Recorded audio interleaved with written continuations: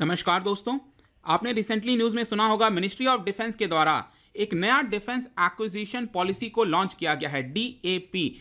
अब आप यहां पर देख सकते हो, government new defence acquisition policy drops offsets in 3 types of contract. तो इस तरह की बहुत सारे मेन पॉइंट्स हैं जो कि आपको जानना चाहिए कि सरकार ने ये जो नया डिफेंस एक्विजिशन पॉलिसी लॉन्च किया है, इसमें क्या क्या मेन चीजें हैं, इससे हमारे आर्मी को क्या फायदा होगा, काफी कुछ जानने को है। चलिए आगे बढ़ते हैं। मैं हूं अंकित अग्रवाल और अपडेट के लिए आप मुझे फॉलो कर सकते हैं इंस्टाग्राम, फेसबुक और ट्विटर पर। मेरे लेक्चर की हर पीडीएफ आपको फेसबुक पर तो मिलेगी ही, प्लस साथ में आप मेरा टेलीग्राम चैनल ज्वाइन कर सकते हैं by searching Ankit Agrawal official. और अगर आप यूपीएससी की तैयारी कर रहे हैं तो आपके लिए सुनहरा मौका है। स्टडी आपके लिए स्मार्ट कोर्सेज, जिसके थ्रू आप अपनी प्रिपरेशन और भी ज्यादा अच्छे तरीके से कर सकते हैं।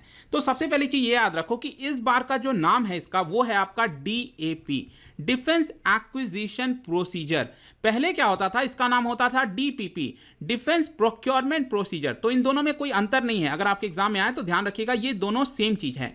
अब पहली बार इसको कब लाया गया था? पहली बार लाया गया था इन द ईयर 2002। इसको भी ध्यान रखिएगा। अब देखिए, ये डिफेंस प्रोक्योरमेंट प्रोसीजर या फिर डिफेंस एक्विजिशन प्रोसीजर, इसका मेन मतलब क्या है? आपको पता है कि आज के डेट में जो आर्मीज होती हैं उनको सबसे ज्यादा आवश्यकता होती है अलग अलग प्रकार के जो इक्विपमेंट्स होते हैं, अलग अलग जो नए टेक्नोलॉजीज के इक्विपमेंट्स आ रहे हैं उनकी काफ़ी ज़्यादा आवश्यकता होती है। मैन पावर से ज़्यादा आजकल कंप्यूटराइज्ड के थ्रू यहाँ पर काफ़ी ज़्यादा यूज़ होने लगा है। तो इसके लिए ज़रूरी हो जाता है कि हमारे देश में एक प्रॉपर पॉलिसी बने इसको लेकर कि हम किस तरफ आगे बढ़ रहे हैं। जो प्रोक्योरमेंट करना है हमें, चाहे नया एयरक्राफ्ट का प्रोक्योरमेंट हो या फिर छोटे किसी गन का भी प्रोक्योरमेंट हो, वो कितना आसानी से किया जा सकता है, कौन कर सकता है, कब कर सकता है, इसके लिए एक प्रॉपर ढांचा होना चाहिए, प्रोसीजर होना चाहिए। तो यही होता है आपका डिफेंस एक्विजिशन प्रोसीजर, इसी को कहते हैं। अब क्या होता है कि पहले तो लाया गया था इसको 2002 में, उसके बाद पीरियोडिकली हर बार इसको क्या किया जाता है, रिवाइज किया जाता है। जैसे कि अगर लास्ट टाइम की मैं बात करूं तो ये लाया गया था 2016 में और वापस से सरकार ने 2020 में इसको लाया है। और आप यहां पर राजनाथ सिंह जी का ट्वीट देख सकते हैं, happy to unveil the new defence acquisition procedure 2020 document today. The formulation of DAP 2020 has been done after incorporating comments and suggestion. में यहां पर कई सारे जो स्टेक होल्डर्स हैं उनके साथ सहमति लाकर ये जो पर्टिकुलर पॉलिसी है इसको लॉन्च किया गया है। और यहां पर आप देख सकते हो कि सरकार ने इसके लिए 2019 में एक कमिटी गठित की थी और फाइनली जाकर यहां पर 2020 में इसको अब लाया गया है। यहां पर देखिएगा, ध्यान रखिएगा कि 1 अक्टूबर से ये इफेक्ट में आ जाएगा। इसी साल 2020 से 1 अक्टूबर से ये इफेक्ट में आ जाएगा। अब हम सबसे पहले देख लेते हैं इसकी मेन चीजें क्या हैं, सेलेंट फीचर्स क्या हैं डिफेंस एक्विजिशन प्रोसीजर 2020 के। सबसे पहला चीज है कि यहां पर जो इंडियन वेंडर्स हैं उनके लिए कई सारे कैटेगरीज में रिजर्वेशन रखा गया है। जैसे कि यहां पर अगर गन की प्रोक्योरमेंट करनी है, इनफैक्ट आपने देखा होगा कुछ समय पहले यहां पर सरकार ने एक जारी किया था लिस्ट जिसमें 101 जो डिफेंस आइटम्स थे उसका जो इंपोर्ट है वो यहां पर रोक दिया गया था। तो एक तरह से क्या किया जा रहा है कि जो इंडियन कंपनीज हैं, मतलब कि वो कंपनीज जिसमें 50% से ज्यादा हिस्सेदारी इंडियंस की हैं, उनके लिए स्पेसिफिकली यहां पर चीजों के लिए रिजर्व कर दिया गया है। अलग अलग प्रकार के यहां पर कैटेगरीज होते हैं, लेट मी टेल यू। जैसे कि एक हो गया आपका बाय इंडियन, जिसमें IDDM जिसको कहा जाता है indigenously designed, developed and manufacturer, मतलब कि डिजाइन भी भारत में ही होगा, डेवलप भी भारत में होगा, मैन्युफैक्चरिंग भी भारत में होगी। एक ये प्रकार का कैटेगरी होता है। जो दूसरा होता है मेक वन कैटेगरी, यहां पर 70% जो इनिशियल फंडिंग है वो सरकार के द्वारा होता है। फिर दूसरा होता है मेक टू कैटेगरी, जहां पर फंडिंग जो है इंडस्ट्रीज की तरफ से आती है। तो इस तरह के अलग अलग कैटेगरीज होते हैं। तो हर एक कैटेगरी में यहां पर सरकार ने क्या किया है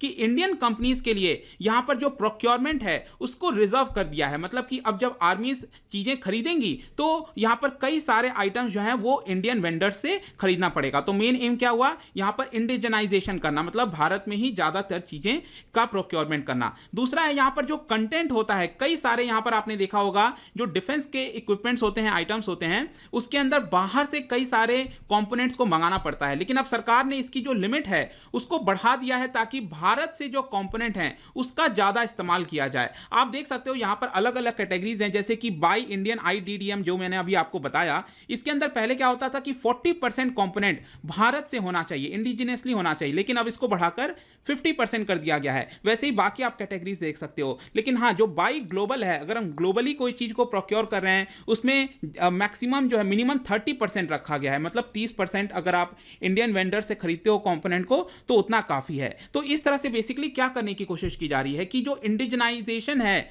इस तरह के इक्विपमेंट्स का, उसके कंटेंट का, उसको ज्यादा रखा जाए भारत के वेंडर्स के थ्रू।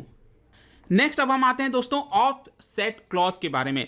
इसके बारे में इस बार काफ़ी ज़्यादा चर्चा हो रही है क्योंकि इसमें काफ़ी इंपॉर्टेंट चेंज किया गया है। देखिए, ऑफसेट क्लॉज का मतलब क्या होता है, एक एग्जांपल से समझते हैं। सपोज मैं कहता हूं कि राफेल का हमने डील किया था, तो यहां पर बेसिकली अगर मैं कहता हूं कि भारत सरकार ने 10,000 करोड़ का डील किया है, तो यहां पर भारत सरकार क्या करेगी, राफेल जो आपका एयरक्राफ्ट है उसके बदले सरकार 10,000 करोड़ रुपए देगी राफेल को। तो यहां पर क्या होगा कि 10,000 ऐसा नहीं है कि जो कंपनी है डसॉल्ट वो पूरा 10,000 करोड़ रुपए अपने पास ले जाएगी, वापस फ्रांस ले जाएगी। इसमें से 50% पैसा जितना भी ऑफसेट क्लॉज होता है, तो ये जो राफेल के मामले में ऑफसेट क्लॉज था ये था आपका 50%। तो इस केस में क्या होगा कि इसका 5,000 करोड़ रुपए वो डसॉल्ट को क्या करना पड़ेगा, भारत के अंदर ही निवेश करना पड़ेगा। हो सकता है कि राफेल के लिए जो आपका सर्विसिंग का काम हो या फिर कोई और दूसरा प्रोडक्ट लॉन्च करना हो, मतलब कि भारत के अंदर ही ये 5,000 करोड़ खर्च करना होगा। इससे यहां पर भारत सरकार चाहती थी कि जो आपका एम्प्लॉयमेंट जनरेशन है या फिर जो टेक्नोलॉजी ट्रांसफर है वो भारत में हो सके।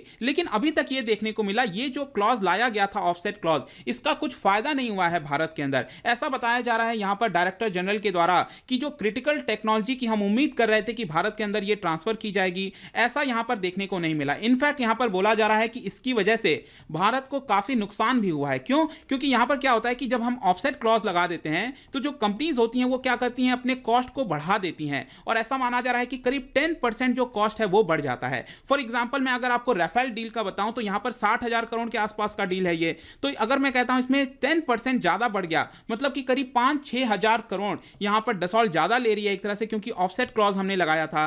तो आप सोच के देखिए 5-6 हजार करोड़ का कितना ज्यादा इस्तेमाल हम अलग अलग जगह कर सकते हैं। तो ऑल्दो यहां पर सरकार का कहना है कि हमने पूरी तरह से जो ऑफसेट क्लॉज है उसको हटाया नहीं है, लेकिन ज्यादातर चीजों में ये ऑफसेट क्लॉज अब हट जाएगा। जैसे कि यहां पर अगर कोई इंटर गवर्नमेंटल एक्विजिशन हो रहा है, कोई किसी प्रकार का डील हो रहा है, या फिर गवर्नमेंट टू गवर्नमेंट, जैसे कि राफेल वाला क्या था, ये गवर्नमेंट टू गवर्नमेंट था, भारत सरकार और फ्रांस की सरकार के बीच में ये डील था। तो इस तरह की जो डील्स होती हैं या फिर जो सिंगल वेंडर वाला डील होता है, इन सभी जगह से ये जो ऑफसेट क्लॉज होता था इसको अब यहां पर हटाया जा रहा है। ऐसा इस पर्टिकुलर जो पॉलिसी आई है नई, उसके अंदर बोला गया है।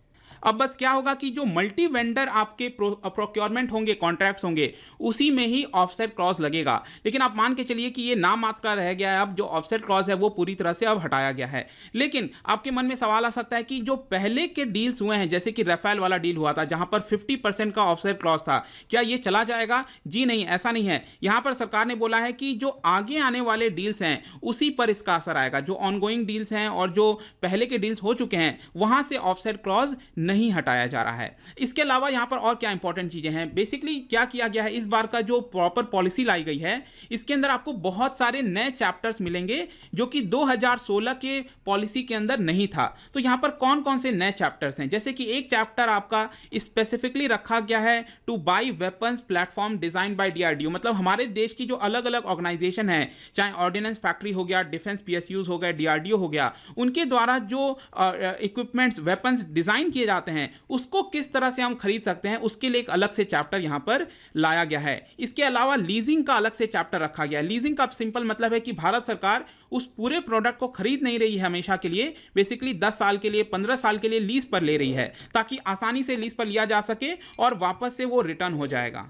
तो लीजिंग के लिए भी यहां पर एक अलग से चैप्टर जो है नए वाले पॉलिसी में लाया गया है। इसके अलावा आपको पता होगा कि आज के डेट में जो इंफॉर्मेशन कम्युनिकेशन टेक्नोलॉजी है, आईसीटी का काफी ज्यादा इस्तेमाल किया जाने लगा है। जो अलग अलग वेपन्स हैं, चाहे आप एयरक्राफ्ट की बात करिए या फिर जो लैंड पर जो इक्विपमेंट्स होते हैं उसकी बात करिए, तो इसके लिए यहां पर भी एक अलग से चैप्टर सरकार ने लाया है कि किस तरह से हम जो आईसीटी का प्रोक्योरमेंट है उसको और ज्यादा अच्छे तरीके से अपने डिफेंस के प्रोक्योरमेंट में कर सकते हैं। इसके अलावा इंपोर्ट सब्स्टिट्यूशन की बात कही गई है। इंपोर्ट सब्स्टिट्यूशन का सिंपल अर्थ होता है कि जिस चीज का हम इंपोर्ट कराते हैं बाहर से, उसको इंपोर्ट कराने के बजाय हम अपने देश के अंदर ही बनाएं। तो इसके लिए सरकार ने क्या किया है कि एक नया कैटेगरी ऐड कर दिया है जिसको बोला जा रहा है मेक 3 कैटेगरी। मैंने आपको स्टार्टिंग में बताया था मेक 1 मेक 2 के बारे में, तो वैसे ही एक और मेक 3 कैटेगरी लाया गया है जिसके अंदर specifically indigenously manufactured defence equipment के बारे में बात कही गई है, ताकि हम इंपोर्ट सब्स्टिट्यूशन यहां पर कर सकें और भारत के अंदर ही यहां पर जो डिफेंस का मैन्युफैक्चरिंग है वो यहां पर स्टार्ट कर सकें। इसके अलावा यहां पर एक्विजिशन ऑफ एसेंशियल आइटम्स के बारे में भी बोला गया है। देखिए, आपको पता होगा कि कई बार जो हमारे फोर्सेज होती हैं उनको एसेंशियल आइटम्स की काफ़ी ज़्यादा तुरंत आवश्यकता पड़ती है, लेकिन क्या है कि हमारा जो ब्यूरोक्रेटिक स्ट्रक्चर है उसकी वजह से बहुत ज़्यादा डिले देखने को मिलता है। जो हमारी आर्म्ड फोर्सेज हैं वो इसको लेकर काफ़ी परेशान होती हैं। इसको सरकार अब क्या करने जा रही है, इसको ईज करने जा रही है, आसान करने जा रही है। मतलब जो कैपिटल बजट होगा उसके थ्रू जो हमारी फोर्सेज हैं काफ़ी सिंपल प्रोसीजर के थ्रू जो एसेंशियल आइटम्स होते हैं, कई बार आपने सुना होगा न्यूज़ में कि आर्मी के पास कई बार प्रॉपर शूज़ नहीं है, या फिर जिस भी प्रकार की कई बार सीएजी की रिपोर्ट आती है, कई बार इस तरह का मेंशन होता है। तो इस तरह की चीज़ें रिपीट ना हो, इसके लिए यहाँ पर एसेंशियल आइटम्स के लिए काफ़ी आसान प्रोसीजर कर दिया गया है। नेक्स्ट यहाँ पर बात आती है रियलिस्टिक कंपैरिजन। देखिए, इसमें क्या है ना, आपने देखा होगा कि अगर हमारी आर्म्ड फोर्सेस को किसी प्रकार का इक्विपमेंट चाहिए तो क्या होता है, उसको बिडिंग लगाया जाता है, जहां पर भारत की कंपनियां भी शामिल होती हैं और फॉरेन कंपनियां भी शामिल होती हैं। लेकिन आपको पता है कि हमारे भारत की कंपनियों के पास उतना ज़्यादा एक्सपीरियंस नहीं है, तो उतना बेटर क्वालिटी की चीज़ें नहीं दे पाती हैं। लेकिन क्या ये सही होगा? अब इसकी वजह से क्या होता है कि हमारी इंडियन कंपनीज ज़्यादातर क्या होता है कि फॉरेन कंपनी से हार जाती हैं, क्योंकि वो उतना बेटर सर्विस प्रोवाइड नहीं कर सकती। जो क्वालिटी होती है वो फॉरेन कंपनीज जितना नहीं कर सकती, क्योंकि उनके पास एक्सपीरियंस नहीं है। तो अब भारत सरकार कह रही है कि इस मामले में हम थोड़ा सा रियलिस्टिक होंगे। मतलब हम इस चीज़ को जानते हैं और इस चीज़ को एक्सेप्ट करते हैं कि भारत के पास अभी के लिए यहाँ पर उतना ज़्यादा क्वालिटी नहीं होगा, उसके बावजूद भी हम कोशिश करेंगे कि विदाउट यहाँ पर कॉम्प्रोमाइज़, हमारी आर्म्ड फोर्सेस को कोई कॉम्प्रोमाइज़ ना करना पड़े, उसको देखते हुए यहाँ पर हम भारत से ज़्यादा चीज़ों का डील कर सकें भारत के कंपनियों के साथ। इसलिए यहाँ पर रियलिस्टिक कंपैरिजन की बात कही जा रही है। इसके अलावा और क्या इंपॉर्टेंट चीज़ है, यहाँ पर ट्रायल एंड टेस्टिंग प्रोसीजर को काफ़ी आसान बनाने की बात कही रहे हैं। अगर यहाँ पर आप देख सकते हो जो ट्रायल एंड टेस्टिंग प्रोसीजर जो होता है, जैसे कि अगर हमें कोई एयरक्राफ्ट खरीदना है तो यहाँ पर अलग अलग कंपनियों के साथ हम ट्रायल करते हैं, टेस्टिंग करते हैं और बहुत समय लग जाता है। इनफैक्ट अगर आप राफेल की बात करिए तो ये बहुत सालों से चलता आ रहा था और यहाँ पर ट्रायल टेस्टिंग में ही बहुत सारे साल गुजर गए थे। तो इसको थोड़ा सा रैशनलाइज करने के लिए, मतलब कि जो टाइम है उसको थोड़ा सा कम किया जाए और जल्दी से प्रोक्योरमेंट किया जाए, इसके लिए सरकार ने यहां पर रैशनलाइज करने की बात कही है ट्रायल एंड टेस्टिंग प्रोसीजर को। नेक्स्ट, यहां पर आपको पता है कि सरकार जो है कई बार लंबे समय के लिए यहां पर प्लानिंग करती है। तो पहले इसको कहा जाता था long term integrated perspective plan. अब इसको चेंज करके सरकार कह रही है कि हम बनाएंगे इंटीग्रेटेड कैपेबिलिटी डेवलपमेंट प्लान, जो कि पहले 15 साल का होता था, अब ये 10 साल का हो जाएगा। मतलब कि जो लॉन्ग टर्म पर्सपेक्टिव है वो हम 10 साल के हिसाब से अब यहां पर सोचेंगे। इसके अलावा यहां पर सरकार का कहना है कि हम एक प्रोजेक्ट मैनेजमेंट यूनिट भी बनाएंगे। अब क्या होता है कि आत्मनिर्भर बनने के लिए ऐसा बोला जा रहा है कि कई सारे आर्म्ड फोर्सेस को हमारे जो अलग अलग प्रकार के इक्विपमेंट की आवश्यकता होती है, तो उसके लिए यहां पर एडवाइस की जरूरत होती है, कंसल्टेंसी की जरूरत होती है। तो इस तरह की जो कंसल्टेंसी और एडवाइस है वो ये वाला जो प्रोजेक्ट मैनेजमेंट यूनिट है वो दे सकेगा काफी आसानी से, ताकि हमारी आर्म्ड फोर्सेस को फायदा हो सके। तो यहां तक दोस्तों जितनी भी इंपॉर्टेंट चीजें थी आपकी नए वाले डिफेंस एक्विजिशन प्रोसीजर में, वो मैंने सभी आपको बता दिए हैं। यहाँ पर अगर आप सोचते हो कि अगर इसका मेन एम क्या है, ओवरऑल अगर हम समराइज करें तो यहाँ पर आप एक तरह से कह सकते हैं कि हमारे डिफेंस जो प्रोसीजर है उसको इंडिजनाइज करना, ज़्यादा से ज़्यादा देश के अंदर बने, देश को एक तरह से ग्लोबल मैन्युफैक्चरिंग हब बनाना मिलिट्री प्लेटफॉर्म के मुकाबले। यहाँ पर जो टाइमलाइन है प्रोक्योरमेंट का उसको रिड्यूस करना, और जो एसेंशियल आइटम्स मैंने आपको बताया वो आसानी से खरीदा जा सके, ये हो गया। और ऑफसेट भी ध्यान रखिएगा, वो एक बहुत इंपॉर्टेंट मुद्दा है इस वाले प्रोसीजर में। लेकिन क्या इसका कुछ क्रिटिसिज्म भी है? जी हाँ, ऑफ कोर्स। यहां पर आप देखोगे तो ऐसा बोला जा रहा है कि सरकार ने कुछ ज्यादा खास किया नहीं है नए वाले पॉलिसी के अंदर। बेसिकली इसको old wine in a new bottle बोला जा रहा है, क्योंकि अगर आप ध्यान दीजिएगा तो हमेशा अक्सर चर्चा होती रहती है कि भारत के डिफेंस एक्सपेंडिचर के मामले में कि हम बहुत ज़्यादा कैपिटल एक्सपेंडिचर और मॉडर्नाइजेशन पर ध्यान नहीं देते हैं। ज़्यादातर जो हमारा बजट है वो सैलरीज और पेंशन में चला जाता है, जिसकी वजह से जो मॉडर्नाइजेशन के लिए यहाँ पर पैसा चाहिए वो ज़्यादा नहीं बचता। तो इसके बारे में एज सच पॉलिसी के अंदर कुछ नहीं बोला गया है, तो ये एक काफ़ी क्रिटिसिज्म आ रहा है इसके ऊपर। और दूसरा यहाँ पर बोला गया है कि सरकार को यहाँ पर एंटिसिपेट करना चाहिए, प्रायोरिटाइज करना चाहिए अपने स्पेंडिंग को, ताकि यहाँ पर मॉडर्नाइजेशन की तरफ हम काफी आसानी से बढ़ सकें। और जाने से पहले मैं आपके लिए एक क्वेश्चन लाया हूं, काफी इंटरेस्टिंग क्वेश्चन है रिगार्डिंग डिफेंस ऑफ इंडिया के बारे में, जो डिपार्टमेंट्स वगैरह से रिलेटेड कुछ क्वेश्चन है। 3 स्टेटमेंट है, इसका आप आंसर देने की कोशिश करिए कमेंट सेक्शन में। इसका जो राइट आंसर है वो मैं अपने इंस्टाग्राम पर तो डालूंगा ही, आप स्टोरीज में जाकर प्ले कर लेना, और यहाँ पर मैं डेली एक एमसीक्यू डालता रहता हूँ। और इसका राइट आंसर जो लोग इंस्टा पे नहीं है वो मैं टेलीग्राम पर भी डाल दूंगा, आप वहां से जाकर इसको देख सकते हैं। अगर आप मुझसे इकोनॉमी पढ़ना चाहते हैं, कोई कोर्स परचेज करना चाहते हैं, आप स्टडी IQ ऐप पर जा सकते हैं। किसी भी इंक्वायरी के लिए आप उनसे डायरेक्टली इंस्टाग्राम पर जुड़िए। और यहाँ पर आई होप कि ये वीडियो आपको पसंद आया होगा। मिलता हूँ आपसे next time. Till then, thank you very much, see you soon.